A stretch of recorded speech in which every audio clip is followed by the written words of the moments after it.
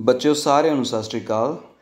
ਬੱਚਿਓ ਆਪਾਂ ਪਿਛਲੀ ਵੀਡੀਓ ਦੇ ਵਿੱਚ ਪਾਰਟ 1 ਦੇ ਵਿੱਚ ਆਪਾਂ ਗੁਰੂ ਨਾਨਕ ਸਾਹਿਬ ਜੀ ਜਿਹਦੇ ਸ਼ਬਦ ਪਵਨ ਗੁਰੂ ਪਾਣੀ ਪਿਤਾ ਬਾਰੇ ਪੜ੍ਹਿਆ ਸੀਗਾ। ਉਹਨਾਂ ਦੇ ਬਾਰੇ, ਉਹਨਾਂ ਦੇ ਜੀਵਨ ਬਾਰੇ ਕੁਛ ਝਾਤ ਮਾਰੀ ਸੀਗੀ, ਇੰਟਰੋਡਕਸ਼ਨ ਲਈ ਸੀਗੀ।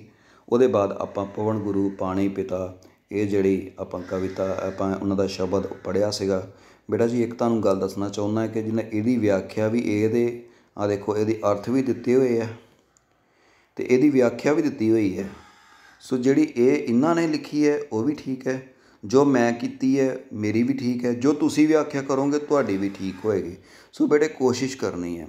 ਅੱਜ ਆਪਾਂ ਉਸ ਤੋਂ ਅਗਲੀ ਜਿਹੜੀ ਉਹਨਾਂ ਦਾ ਸ਼ਬਦ ਹੈ, ਸੋ ਕਿਉ ਮੰਦਾ ਆਖੀਏ, ਸੋ ਕਿਉ ਮੰਦਾ ਆਖੀਏ। ਸੋ ਇਹ ਸ਼ਬਦ ਬਾਰੇ ਆਪਾਂ ਵਿਚਾਰ ਕਰਾਂਗੇ। ਬੇਟਾ ਜੀ ਇਹ ਜਿਹੜਾ ਸ਼ਬਦ ਹੈ ਨਾ, ਇਹ ਸ਼ਬਦ ਬਹੁਤ ਇੰਪੋਰਟੈਂਟ ਹੈ। ਇਹ ਜਿਹੜਾ ਸ਼ਬਦ ਹੈ ਸੋ ਕਿਉ ਮੰਦਾ ਆਖੀਏ, ਇਹ ਇਸਤਰੀਆਂ ਦੇ, ਕੁੜੀਆਂ ਦੇ ਸਮਾਜ ਦੇ ਵਿੱਚ ਬਰਾਬਰਤਾ ਦੇ ਲਈ ਗੁਰੂ ਨਾਨਕ ਸਾਹਿਬ ਨੇ ਮਤਲਬ ਹਾਂ ਦਾ ਨਾਅਰਾ ਮਾਰਿਆ ਕਿ ਉਹ ਵੀ ਬਰਾਬਰ ਹੋਣੀਆਂ ਚਾਹੀਦੀਆਂ ਹਨ। ਉਹਨਾਂ ਨੂੰ ਸਾਨੂੰ ਮਾੜਾ ਨਹੀਂ ਸਮਝਣਾ ਚਾਹੀਦਾ। ਉਹਨਾਂ ਦੀਆਂ ਇਸ ਸ਼ਬਦ ਦੇ ਵਿੱਚੋਂ ਕੁਝ ਲਾਈਨਾਂ ਯੂਨਾਈਟਡ ਨੇਸ਼ਨ ਦੇ ਵਿੱਚ ਇੱਕ ਜਿਹੜਾ ਉਹਨਾਂ ਦਾ ਡਾਕੂਮੈਂਟ ਹੁੰਦਾ ਵੈ ਅੰਗਰੇਜ਼ਾਂ ਦਾ, ਉਹਦੇ ਵਿੱਚ ਵੀ ਲਈਆਂ ਗਈਆਂ ਹਨ। ਕੁਝ ਪਿੱਛੇ ਜਿਹੇ ਵੀਡੀਓ ਵਟਸਐਪ 'ਤੇ ਆਈ ਸੀ। ਸੋ ਇਹਦੇ ਵਿੱਚੋਂ ਕੁਝ ਲਾਈਨਾਂ ਉਸ ਜਿਹੜਾ ਡਾਕੂਮੈਂਟ ਹੈ ਉਹਦੇ ਵਿੱਚ ਲਈਆਂ ਗਈਆਂ ਹਨ। ਸੋ ਬਹੁਤ ਇੰਪੋਰਟੈਂਟ ਹੈ। ਇਹ ਜੋ ਸ਼ਬਦ ਹੈ ਗੁਰੂ ਨਾਨਕ ਸਾਹਿਬ ਨੂੰ ਸਮਾਜ ਸੁਧਾਰਕਾਂ ਦੀ ਸਫ ਵਿੱਚ ਖੜ੍ਹਾ ਕਰਦਾ ਹੈ, ਸਮਾਜ ਸੁਧਾਰਕਾਂ ਦੀ ਲਾਈਨ ਵਿੱਚ ਖੜ੍ਹਾ ਕਰਦਾ ਹੈ ਕਿ ਬਹੁਤ ਗੁਰੂ ਨਾਨਕ ਸਾਹਿਬ ਉਸ ਸਮੇਂ ਦੇ ਸਮਾਜ ਦੇ ਵਿੱਚ ਇਸਤਰੀ ਦੀ ਜਿਹੜੀ ਹਾਲਤ ਸੀਗੀ ਉਹ ਬੜੀ ਮਾੜੀ ਸੀ। ਸੋ ਗੁਰੂ ਨਾਨਕ ਸਾਹਿਬ ਨੇ ਇਸਤਰੀ ਦੇ ਹੱਕ ਦੇ ਵਿੱਚ ਨਾਅਰਾ ਦਿੱਤਾ, ਇਸਤਰੀ ਦੇ ਹੱਕ ਦੇ ਵਿੱਚ ਖੜ੍ਹੇ ਹੋਏ ਅਤੇ ਇਹ ਸ਼ਬਦ ਉਚਾਰਿਆ। ਬੇਟੇ ਵਾਰ ਆਸਾ ਮਹੱਲਾ ਪਹਿਲਾ, ਪਹਿਲਾਂ ਇਹ ਦੇਖੋ ਆਸਾ ਦੀ ਵਾਰ ਦੇ ਵਿੱਚ ਮਹੱਲਾ ਪਹਿਲਾ ਭਾਵ ਕੇ ਗੁਰੂ ਨਾਨਕ ਸਾਹਿਬ। ਜਿਹੜਾ ਮਹੱਲਾ ਪਹਿਲਾ ਮਤਲਬ ਗੁਰੂ ਨਾਨਕ ਸਾਹਿਬ, ਦੂਜਾ ਮਤਲਬ ਗੁਰੂ ਅੰਗਦ ਦੇਵ ਸਾਹਿਬ, ਤੀਜਾ ਮਤਲਬ ਗੁਰੂ ਅਮਰਦਾਸ ਜੀ, ਚੌਥਾ ਮਤਲਬ ਗੁਰੂ ਰਾਮਦਾਸ ਜੀ, ਪੰਜਵਾਂ ਮਹੱਲਾ ਪੰਜਵਾਂ ਮਤਲਬ ਗੁਰੂ ਅਰਜਨ ਦੇਵ ਜੀ, ਅਤੇ ਮਹੱਲਾ ਨੌਵਾਂ ਸ਼੍ਰੀ ਗੁਰੂ ਤੇਗ ਬਹਾਦਰ ਸਾਹਿਬ। ਗੁਰੂ ਗ੍ਰੰਥ ਸਾਹਿਬ ਦੇ ਵਿੱਚ 6 ਗੁਰੂਆਂ ਦੀ ਹੀ ਬਾਣੀ ਦਰਜ ਹੈ। ਮਹੱਲਾ ਪਹਿਲਾ, ਦੂਜਾ, ਤੀਜਾ, ਚੌਥਾ, ਪੰਜਵਾਂ ਅਤੇ ਨੌਵਾਂ। ਬਾਕੀ ਗੁਰੂ ਸਾਹਿਬਾਨਾਂ ਦੀ ਬਾਣੀ ਗੁਰੂ ਗ੍ਰੰਥ ਸਾਹਿਬ ਦੇ ਵਿੱਚ ਨਹੀਂ ਦਰਜ। ਗੁਰੂ ਗ੍ਰੰਥ ਸਾਹਿਬ ਦੇ ਵਿੱਚ ਸਿਰਫ 6 ਗੁਰੂਆਂ ਦੀ ਬਾਣੀ ਦਰਜ ਹੈ। ਗੁਰੂ ਨਾਨਕ ਦੇਵ ਜੀ, ਗੁਰੂ ਅੰਗਦ ਦੇਵ ਜੀ, ਗੁਰੂ ਅਮਰਦਾਸ ਜੀ, ਗੁਰੂ ਰਾਮਦਾਸ ਜੀ, ਗੁਰੂ ਅਰਜਨ ਦੇਵ ਜੀ ਅਤੇ ਨੌਵੇਂ ਗੁਰੂ ਤੇਗ ਬਹਾਦਰ ਜੀ। ਗੁਰੂ ਗ੍ਰੰਥ ਸਾਹਿਬ ਜੀ ਦੇ ਵਿੱਚ 6 ਗੁਰੂਆਂ ਦੀ ਬਾਣੀ ਦਰਜ ਹੈ। ਸੋ ਆਓ ਬੱਚਿਓ ਅੱਜ ਪੜ੍ਹਦੇ ਹਾਂ ਗੁਰੂ ਨਾਨਕ ਦੇਵ ਜੀ ਦਾ ਸ਼ਬਦ ਸੋ ਕਿਉ ਮੰਦਾ ਆਖੀਐ।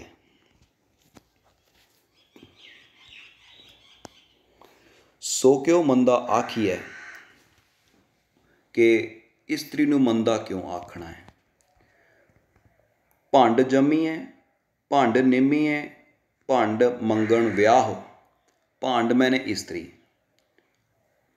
ਸੋ ਇੱਕ ਇਹ ਜਿਹੜਾ ਦਿਮਾਗ ਹੈ, ਦਿਮਾਗ ਵਿੱਚ ਇਹ ਗੱਲ ਰੱਖ ਲਓ ਕਿ ਭੰਡ ਮਤਲਬ ਕੀ ਹੁੰਦਾ। ਭੰਡ ਮਤਲਬ ਇਸਤਰੀ।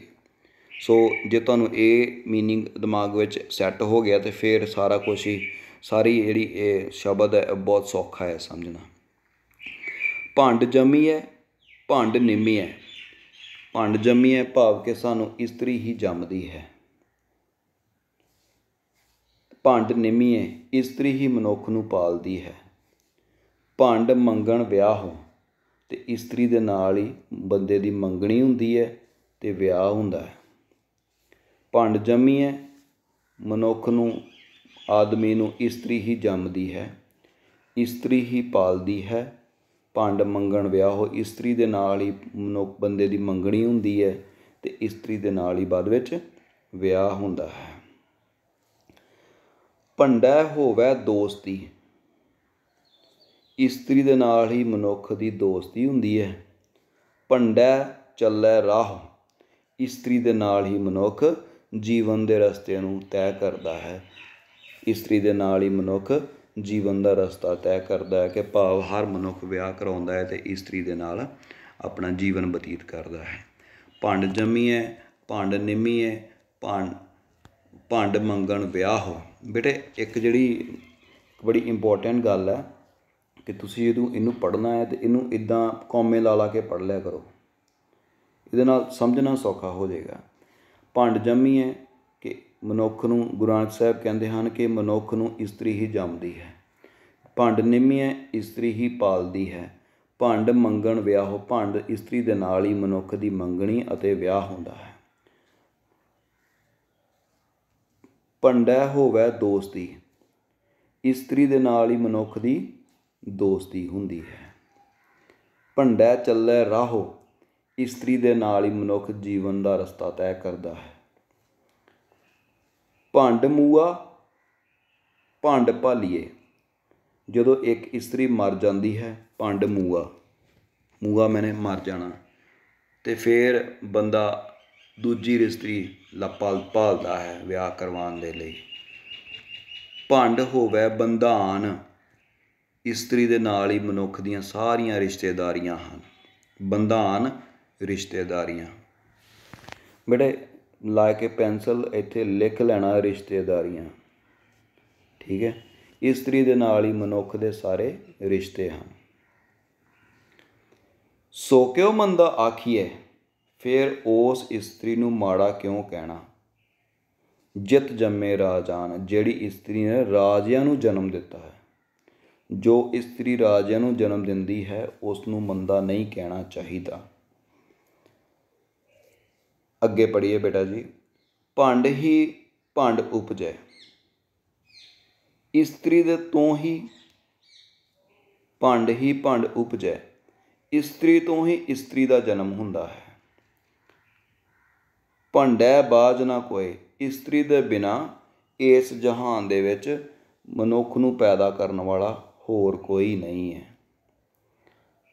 ਸਿਰਫ ਇਸਤਰੀ ਹੀ ਹੈ ਜਿਹਦੇ ਥਰੂ ਮਨੁੱਖ, ਬੰਦਾ, ਆਦਮੀ ਇਸ ਜਹਾਨ ਦੇ ਵਿੱਚ ਆਉਂਦਾ ਹੈ। ਭੰਡੈ ਹੀ ਭੰਡ ਉਪਜੈ, ਇਸਤਰੀ ਤੋਂ ਹੀ ਇਸਤਰੀ ਦਾ ਜਨਮ ਹੁੰਦਾ ਹੈ। ਸਾਡੇ ਸਮਾਜ ਦੇ ਵਿੱਚ ਸੱਸਾਂ ਅਤੇ ਨੂੰਹਾਂ ਆਪਸ 'ਚ ਲੜਾਈ ਚੱਲਦੀ ਰਹਿੰਦੀ ਹੈ। ਸੱਸਾਂ ਨੂੰਹਾਂ ਨੂੰ ਮਤਲਬ ਕਈ ਵਾਰੀ ਪ੍ਰੈਸ਼ਰਾਈਜ਼ ਕਰਦੀਆਂ ਹੈ ਕਿ ਆਹ ਕੁੜੀ ਹੈ ਇਹਨੂੰ ਮਾਰ, ਪੇਟ ਵਿੱਚ ਕੁੜੀ ਹੈ, ਚੱਲ ਡਾਕਟਰ ਕੋਲ ਉਹਨੂੰ ਮਾਰ ਦਈਏ, ਮੈਨੂੰ ਮੁੰਡਾ ਚਾਹੀਦਾ। ਸੋ ਇਹ ਸਾਰੀਆਂ ਇਸਤਰੀਆਂ ਆਪਣੇ ਮਤਲਬ ਪਤਾ ਨਹੀਂ ਕਿਉਂ ਇੱਕ ਦੂਜੇ ਦੇ ਦੁਸ਼ਮਣ ਹੋਈਆਂ ਪਈਆਂ। ਭੰਡੇ ਹੀ ਭੰਡ ਉਪਜੈ, ਇਸਤਰੀ ਤੋਂ ਹੀ ਇਸਤਰੀ ਦਾ ਜਨਮ ਹੁੰਦਾ ਹੈ। ਭੰਡੈ ਬਾਝ ਨਾ ਕੋਇ, ਅਤੇ ਇਸਤਰੀ ਦੇ ਬਿਨਾਂ ਇਸ ਸੰਸਾਰ ਦੇ ਵਿੱਚ, ਇਸਤਰੀ ਦੇ ਬਿਨਾਂ ਭੰਡੇ ਬਾਝ ਨਾ ਕੋਇ, ਇਸਤਰੀ ਦੇ ਬਿਨਾਂ ਇਸ ਸਮਾਜ ਦੇ ਵਿੱਚ ਜਨਮ ਦੇਣ ਵਾਲਾ ਮਨੁੱਖ ਨੂੰ ਹੋਰ ਕੋਈ ਵੀ ਨਹੀਂ ਹੈ। ਨਾਨਕ ਭੰਡੇ ਬਾਹਰਾ, ਨਾਨਕ ਭੰਡੇ ਬਾਹਰਾ, ਗੁਰੂ ਨਾਨਕ ਸਾਹਿਬ ਕਹਿੰਦੇ ਹਨ ਕਿ ਇਸਤਰੀ ਤੋਂ ਬਾਹਰ ਭਾਵ ਇਸਤਰੀ ਤੋਂ ਉੱਪਰ ਸਿਰਫ ਇੱਕੋ ਹੀ ਹੈ, ਏਕੋ ਸੱਚਾ ਸੋਇ, ਉਹੀ ਪਰਮਾਤਮਾ ਹੈ। ਭਾਵ ਕਿ ਸਭ ਤੋਂ ਉੱਪਰ ਜਨਮ ਦੇਣ ਵਾਲਾ ਪਰਮਾਤਮਾ ਹੈ, ਉਹਦੇ ਬਾਅਦ ਇਸ ਜਹਾਨ ਦੇ ਵਿੱਚ ਇਸਤਰੀ ਹੈ, ਇਸ ਤੋਂ ਉੱਪਰ ਹੋਰ ਕੋਈ ਨਹੀਂ। ਪਰ ਨਾਨਕ ਭੰਡੇ ਬਾਹਰਾ ਏਕੋ ਸੱਚਾ ਸੋਇ, ਕਿ ਇਸਤਰੀ ਤੋਂ ਬਾਹਰ ਭਾਵ ਇਸਤਰੀ ਤੋਂ ਉੱਪਰ ਜਨਮ ਦੇਣ ਵਾਲਾ ਇੱਕੋ ਹੈ ਸੱਚਾ, ਉਹ ਪਰਮਾਤਮਾ, ਉਹ ਅਕਾਲ ਪੁਰਖ ਹੈ। ਜਿਤ ਮੁਖ ਸਦਾ ਸਲਾਹੀਏ, ਭਾਗਾ ਰੱਤੀ ਚਾਰ, ਜਿਹੜੇ ਮੁਖ ਭਾਵ ਕਿ ਜਿਹੜੇ ਮੂੰਹ ਸਦਾ ਸਲਾਉਂਦੇ ਹਨ, ਵਾਹਿਗੁਰੂ ਵਾਹਿਗੁਰੂ ਕਰਦੇ ਹਨ, ਪਰਮਾਤਮਾ ਦਾ ਨਾਮ ਜਪਦੇ ਹਨ, ਰਾਮ ਰਾਮ ਕਰਦੇ ਹਨ, ਅੱਲਾ ਅੱਲਾ ਕਰਦੇ ਹਨ, ਉਹ ਭਾਗਾ ਰੱਤੇ ਹੁੰਦੇ ਹਨ, ਉਹ ਭਾਗਾਂ ਵਾਲੇ ਹੁੰਦੇ ਹਨ। ਜਿਤ ਮੁਖ ਸਦਾ ਸਲਾਹੀਏ, ਜਿਹੜੇ ਮੂੰਹ ਉਸ ਦੀ ਸਲਾਹੁਣਾ ਕਰਦੇ ਹਨ ਪਰਮਾਤਮਾ ਦੀ। ਭਾਗਾਂ ਰੱਤੀ ਚਾਰ, ਉਹ ਬੜੇ ਭਾਗਾਂ ਰੱਤੇ ਹੁੰਦੇ ਆ, ਭਾਗਾਂ ਵਾਲੇ ਹੁੰਦੇ ਆ। ਨਾਨਕ ਤੇ ਮੁਖ ਉਜਲੇ ਤਿਤ ਸੱਚੇ ਦਰਬਾਰ, ਗੁਰੂ ਨਾਨਕ ਸਾਹਿਬ ਕਹਿੰਦੇ ਕਿ ਉਹਨਾਂ ਦੇ ਮੁਖ ਉਸ ਸੱਚੇ ਦਰਬਾਰ ਦੇ ਵਿੱਚ, ਪਰਮਾਤਮਾ ਦੇ ਦਰਬਾਰ ਦੇ ਵਿੱਚ ਉਜਲੇ ਹੁੰਦੇ ਹਨ। ਭਾਵ ਕਿ ਉਹਨਾਂ ਦੇ ਮੁਖ ਦੇ ਉੱਪਰ ਕੋਈ ਸ਼ਿਕਵਾ ਨਹੀਂ ਹੁੰਦਾ, ਉਹ ਖੁਸ਼ ਹੁੰਦੇ ਹਨ ਕਿ ਅਸੀਂ ਜੋ ਪਰਮਾਤਮਾ ਨੇ ਸਾਨੂੰ ਦੁਨੀਆ ਦੇ ਵਿੱਚ ਜੋ ਕੰਮ ਕਰਨ ਭੇਜਿਆ ਸੀ ਅਸੀਂ ਕਰਕੇ ਆਏ ਹਾਂ। ਸੋ ਉਹ ਉਹਨਾਂ ਦੇ ਮੁੱਖ ਉਸ ਸੱਚੇ ਦਰਬਾਰ ਦੇ ਵਿੱਚ ਖੁਸ਼ ਹੁੰਦੇ ਹਨ। ਇੱਕ ਵਾਰ ਫੇਰ ਬੇਟਾ ਜੀ ਤੁਸੀਂ ਕਹੋ ਤਾਂ ਇਹਨੂੰ ਪੜ੍ਹ ਦਿੰਦਾ ਮੈਂ ਤੇਜ਼ ਤੇਜ਼, ਥੋੜ੍ਹਾ ਜਿਹਾ ਆਈਡੀਆ ਮਿਲ ਜਾਏਗਾ। ਸੋ ਕਿਉ ਮੰਦਾ ਆਖੀਐ, ਇਸਤਰੀ ਨੂੰ ਮੰਦਾ ਕਿਉਂ ਕਹੀਏ। ਭੰਡ ਜੰਮੀਐ, ਮੈਂ ਜਿੱਥੇ ਜਿੱਥੇ ਬੇਟਾ ਜੀ ਰੋਕਦਾ ਹੈ ਨਾ, ਤੁਸੀਂ ਵੀ ਅਗਰ ਰੋਕ ਕੇ ਪੜ੍ਹੋਗੇ ਤਾਂ ਤੁਹਾਨੂੰ ਜਾ ਵੱਧ ਸਮਝ ਆਏਗੀ। ਕੌਮੇ ਲਾ ਲਓ। ਭੰਡ ਜੰਮੀਐ, ਭੰਡ ਨਿੰਮੀਐ, ਭੰਡ ਜੰਮੀਐ, ਭੰਡ ਨਿੰਮੀਐ। ਇਸਤਰੀ ਹੀ ਮਨੁੱਖ ਨੂੰ ਜਨਮ ਦਿੰਦੀ ਹੈ, ਇਸਤਰੀ ਹੀ ਪਾਲਦੀ ਹੈ, ਨਿੰਮੀਐ ਪਾਲਦੀ ਹੈ। ਭੰਡ ਮੰਗਣ ਵਿਆਹੋ, ਇਸਤਰੀ ਦੇ ਨਾਲ ਹੀ ਮਨੁੱਖ ਦਾ ਜਨਮ, ਨਾਲ ਮੰਗਣੀ ਹੁੰਦੀ ਹੈ ਅਤੇ ਵਿਆਹ ਹੁੰਦਾ ਹੈ। ਭੰਡੈ ਹੋਵੈ ਦੋਸਤੀ, ਇਸਤਰੀ ਦੇ ਨਾਲ ਹੀ ਮਨੁੱਖ ਦੀ ਦੋਸਤੀ ਹੁੰਦੀ ਹੈ ਅਤੇ ਇਸਤਰੀ ਦੇ ਨਾਲ ਹੀ ਭੰਡੇ ਚੱਲੇ ਰਾਹੋ, ਅਤੇ ਇਸਤਰੀ ਦੇ ਨਾਲ ਹੀ ਮਨੁੱਖ ਇਸ ਸੰਸਾਰ ਦੇ ਜੀਵਨ ਦਾ ਰਸਤਾ ਤੈਅ ਕਰਦਾ ਹੈ, ਇਸ ਜੀਵਨ ਨੂੰ ਬਤੀਤ ਕਰਦਾ ਹੈ। ਭੰਡ ਮੂਆ, ਭੰਡ ਭਾਲੀਏ, ਅਗਰ ਕੋਈ ਇਸਤਰੀ ਮਰ ਜਾਂਦੀ ਹੈ ਤਾਂ ਫਿਰ ਮਨੁੱਖ ਨਾਲ ਹੀ ਦੂਜੀ ਇਸਤਰੀ ਵਿਆਹ ਕਰਾਉਣ ਦੇ ਲਈ ਲੱਭਣ ਲੱਗ ਪੈਂਦਾ ਹੈ। ਭੰਡ ਹੋਵੇ ਬੰਧਾਨ, ਇਸਤਰੀ ਦੇ ਨਾਲ ਹੀ ਮਨੁੱਖ ਦੇ ਸਾਰੇ ਰਿਸ਼ਤੇ ਹਨ, ਬੰਧਾਨ ਰਿਸ਼ਤੇ। ਸੋ ਕਿਉ ਮੰਦਾ ਆਖੀਏ, ਜਿਤ ਜੰਮੇ ਰਾਜਾਨ। ਫਿਰ ਨਾਨਕ ਸਾਹਿਬ ਕਹਿੰਦੇ ਕਿ ਫਿਰ ਉਸ ਇਸਤਰੀ ਨੂੰ ਮਾੜਾ ਕਿਉਂ ਕਹਿਣਾ, ਕਿਉਂ ਕਹੀ ਹੈ, ਜਿਹੜੀ ਰਾਜਿਆਂ ਨੂੰ ਜਨਮ ਦਿੰਦੀ ਹੈ, ਜਿਹੜੀ ਕਿ ਰਾਜਿਆਂ ਨੂੰ ਜਨਮ ਦਿੰਦੀ ਹੈ। ਭੰਡੇ ਹੀ ਭੰਡ ਉਪਜੈ, ਇਸਤਰੀ ਤੋਂ ਹੀ ਇਸਤਰੀ ਦਾ ਜਨਮ ਹੁੰਦਾ ਹੈ। ਭੰਡੇ ਬਾਝ ਨਾ ਕੋਏ, ਅਤੇ ਇਸਤਰੀ ਦੇ ਬਿਨਾਂ ਮਨੁੱਖ ਸੰਸਾਰ ਦੇ ਵਿੱਚ ਜਨਮ ਦੇਣ ਵਾਲਾ ਹੋਰ ਕੋਈ ਨਹੀਂ ਹੈ। ਭੰਡੇ ਹੀ ਭੰਡ ਉਪਜੇ, ਇਸਤਰੀ ਤੋਂ ਹੀ ਇਸਤਰੀ ਦਾ ਜਨਮ ਹੁੰਦਾ ਹੈ, ਜਾਂ ਕਹਿ ਲਓ ਕਿ ਮਨੁੱਖ ਦਾ ਜਨਮ ਹੁੰਦਾ ਹੈ। ਭੰਡੇ ਹੀ ਭੰਡ ਉਪਜੇ, ਇਸਤਰੀ ਤੋਂ ਹੀ ਮਨੁੱਖ ਦਾ ਜਨਮ ਹੁੰਦਾ ਹੈ। ਭੰਡੇ ਬਾਝ ਨਾ ਕੋਏ, ਇਸਤਰੀ ਤੋਂ ਬਿਨਾਂ ਜਨਮ ਦੇਣ ਵਾਲਾ ਹੋਰ ਕੋਈ ਨਹੀਂ ਹੈ। ਨਾਨਕ ਭੰਡੇ ਬਾਹਰਾ, ਏਕੋ ਸੱਚਾ ਸੋਏ। ਗੁਰੂ ਨਾਨਕ ਸਾਹਿਬ ਕਹਿੰਦੇ ਕਿ ਇੱਕ ਇਸਤਰੀ ਤੋਂ ਬਾਹਰ ਜਨਮ ਦੇਣ ਵਾਲਾ ਸਿਰਫ ਇੱਕੋ ਹੀ ਹੈ, ਉਹ ਵੱਡਾ ਪਰਮਾਤਮਾ, ਉਹ ਅਕਾਲ ਪੁਰਖ ਹੀ ਹੈ। ਜਿਤ ਮੁਖ ਸਦਾ ਸਲਾਹੀਏ, ਜਿਹੜੇ ਮੁਖ, ਜਿਹੜੇ ਮੂੰਹ ਉਸ ਪਰਮਾਤਮਾ ਦਾ ਸਲਾਹੁਣਾ ਕਰਦੇ, ਉਹਦਾ ਨਾਮ ਜਪਦੇ ਆ, ਉਹ ਭਾਗਾਂ ਵਾਲੇ ਹੁੰਦੇ ਹਨ। ਭਾਗਾਂ ਰੱਤੀ ਚਾਰ। ਜਿਤ ਨਾਨਕ ਤੇ ਮੁਖ ਉਜਲੇ, ਅਤੇ ਨਾਨਕ ਸਾਹਿਬ ਕਹਿੰਦੇ ਕਿ ਉਹਨਾਂ ਦੇ ਜਿਹੜੇ ਮੂੰਹ ਪਰਮਾਤਮਾ ਦਾ ਨਾਮ ਜਪਦੇ ਆ, ਉਹਨਾਂ ਦੇ ਮੁਖ ਉਜਲੇ ਹੁੰਦੇ ਆ। ਤਿਤ ਸੱਚੇ ਦਰਬਾਰ, ਉਸ ਸੱਚੇ ਦਰਬਾਰ ਦੇ ਵਿੱਚ, ਉਸ ਪਰਮਾਤਮਾ ਦੇ ਅਕਾਲ ਪੁਰਖ ਦੇ ਦਰਬਾਰ ਦੇ ਵਿੱਚ ਜਦੋਂ ਦਰਗਾਹ 'ਤੇ ਜਾਂਦੇ ਆ ਤਾਂ ਉਹਨਾਂ ਦੇ ਮੁਖ 'ਤੇ ਖੁਸ਼ੀ ਹੁੰਦੀ ਹੈ। ਧੰਨਵਾਦ ਬੇਟਾ ਜੀ। ਪੜ੍ਹੋ, ਪੜ੍ਹ ਕੇ ਉਹਦੀ ਪ੍ਰਸੰਗ ਵਿਆਖਿਆ ਕਰਿਓ ਬੇਟੇ, ਇਹ ਬਹੁਤ ਇੰਪੋਰਟੈਂਟ ਹੈ ਅਤੇ ਇਹ ਪੇਪਰ ਦੇ ਵਿੱਚ ਜ਼ਰੂਰ ਆਉਂਦਾ ਹੈ, ਅਕਸਰ ਹੀ ਇਹ ਪੇਪਰ ਦੇ ਵਿੱਚ ਆਉਂਦਾ ਹੈ।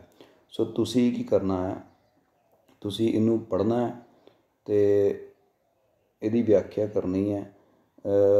ਆ ਪਹਿਲੀਆਂ 4 ਲਾਈਨਾਂ ਅਤੇ ਆ ਅਗਲੀਆਂ 4 ਲਾਈਨਾਂ, ਇਹਦੀਆਂ 2 ਪ੍ਰਸੰਗ ਵਿਆਖਿਆਵਾਂ ਬਣਦੀਆਂ। ਤੁਸੀਂ ਇਹਨੂੰ ਪੜ੍ਹਨਾ ਵਾ ਅਤੇ ਕਰਕੇ ਇਹਦੀ ਪ੍ਰਸੰਗ ਵਿਆਖਿਆ ਕਰਕੇ ਅਤੇ ਮੈਨੂੰ ਫੋਟੋ ਪਾਇਓ। ਥੈਂਕ ਯੂ ਬੇਟਾ ਜੀ।